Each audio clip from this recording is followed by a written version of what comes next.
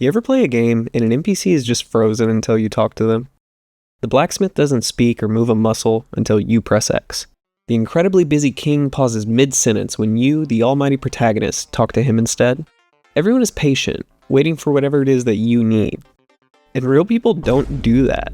Good dialogue in games isn't about what the player can gain from it. It's about making you feel something. And I feel sometimes games can get lost in the function, which makes dialogue feel like you're on a ride with rails. But can you make it transactional and still feel meaningful?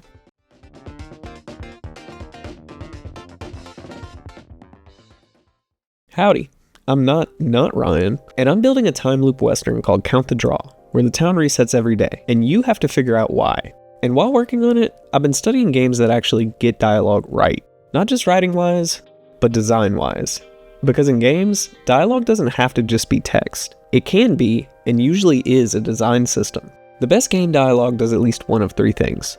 It builds atmosphere, it makes the player feel something, or it creates pressure.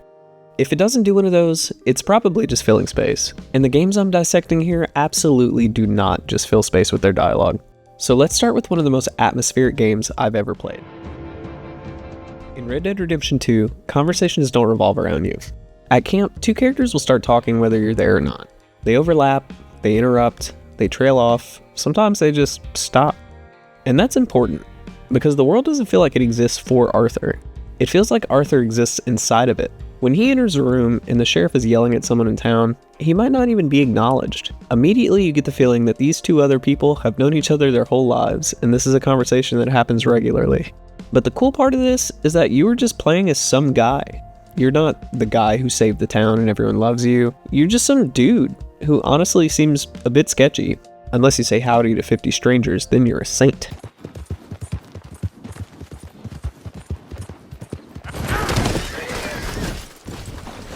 What in the hell? Howdy. But my point is, the dialogue isn't efficient for gameplay's sake, it's just human. There are long pauses, awkward deflections, repeated jokes. Oh, I got lumbago. I got lumbago. Lumbago. It's the lumbago. Now, if I overdo it, I'll get a relapse. No one says, "Hello, protagonist, I have new information." They just talk. And mechanically, that does something powerful. It removes the feeling that you're triggering content. Instead, you're overhearing life on the frontier. And that's the key difference.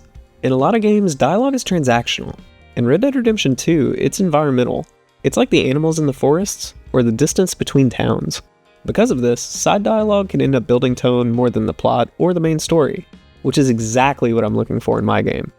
And for my similarly rootin' tootin' cowboy themed story, a small time-looping western town with a duel showdown every afternoon that puts you right back at square one, Red Dead Redemption 2 matters a lot, because if every character only speaks when you initiate them, the illusion breaks immediately. The town stops feeling alive, and it all starts feeling fake. So in Count the Draw, I've been experimenting with overlapping schedules, conversations that continue without you, lines that don't resolve neatly. Not every exchange moves the story forward. Some just sit there, like real people do. But atmosphere and good writing alone isn't enough. I mean, heck, most of the time talking to people in real life is boring, and that's as immersive as it gets. For example, generally, repetition kills immersion.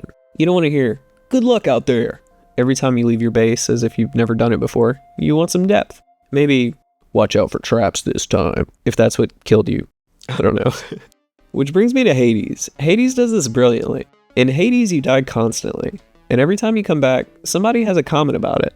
They reference your weapon choice, your last failure, the boss you struggled with, the gift you gave them 3 runs ago.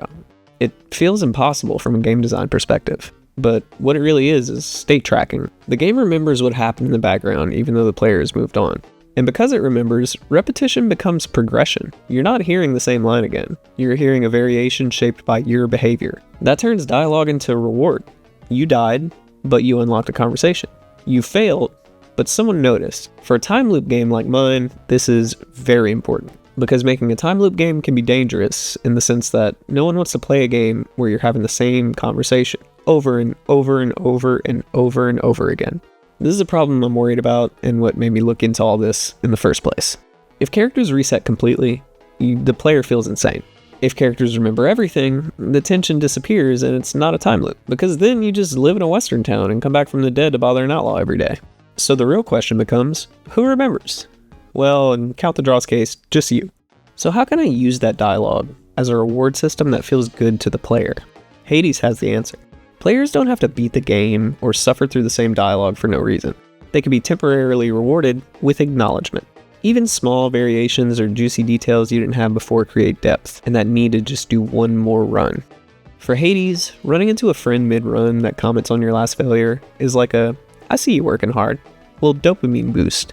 For Count the Draw, seeing a key get set down on a countertop that you learned about through a whole loop of errands gives the same little rush. Now you know. And without having to spend an hour shoveling shit for the stable boy, you can just grab it. It's like the game is telling you, I see you working hard, here's a reward. I have other systems in place that take the same style of acknowledgement rewarding that tie together well, but I think I'll leave that for you to discover yourself.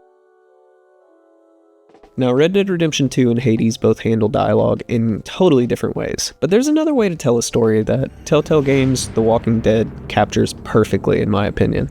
Telltale's version of dialogue isn't about realism or rewarding the player for grinding. Instead, it's all about pressure. You get a few seconds to respond, say something, act, lie, and sometimes not even speaking at all is a design choice that can have ramifications 3 chapters from now. If I do say so. This other time. Mechanically, the timer is simple, but emotionally, it transforms dialogue into gameplay. You don't pick the best written line. You pick the line that you can live with. And that's an important thing that ties you to the character. Because now, dialogue is action. They apply pressure to the player and reward or punish poor choices and incorrect timing prompts. But even saying the wrong thing can feel so grounded because you're so entrenched in the story and the choices you make were thought out and weighed heavily each time. And that, among all the other amazing parts of their stories, allows a game company like Telltale to create these crazy impressive games and keep players literally writing out their own version of events to make what they would do the reality. The story of Lee and Clem will probably be with me forever, and going through it was like a literary itch I just couldn't stop scratching.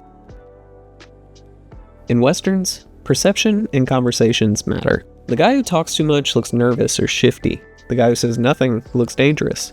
The Walking Dead's use of pressure in your dialogue choices got me thinking. For Count the Draw, what if silence builds suspicion? Or what if repeating the same line in one loop makes someone uncomfortable? Or what if you learned a dirty secret last loop by befriending a guy, and then you roll into town and try to immediately talk to them about their deepest and darkest secrets as a complete stranger?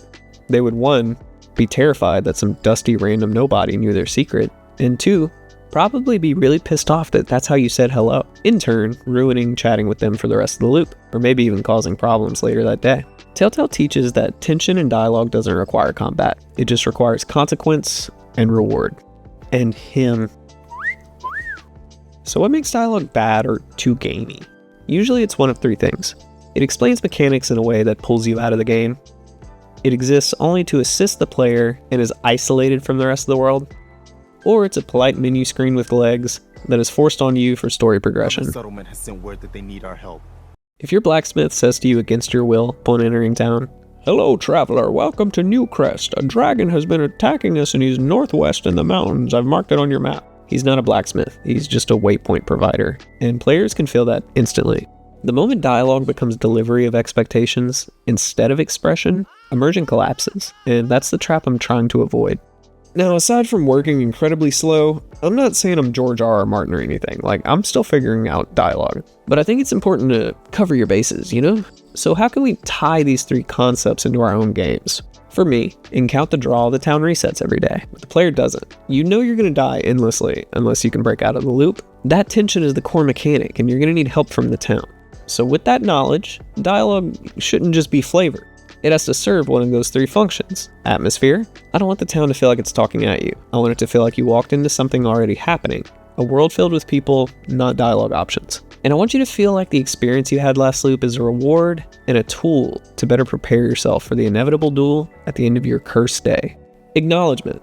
The player should be able to use what they learned before as a tool to speed things along, get what they want, and better prepare themselves for the duel. Making the player's memory of the loops your huge advantage, which will make them feel proud that they're learning the place inside and out. And you can use that in dialogue by saying the right thing at the right time, making what you learned a skill.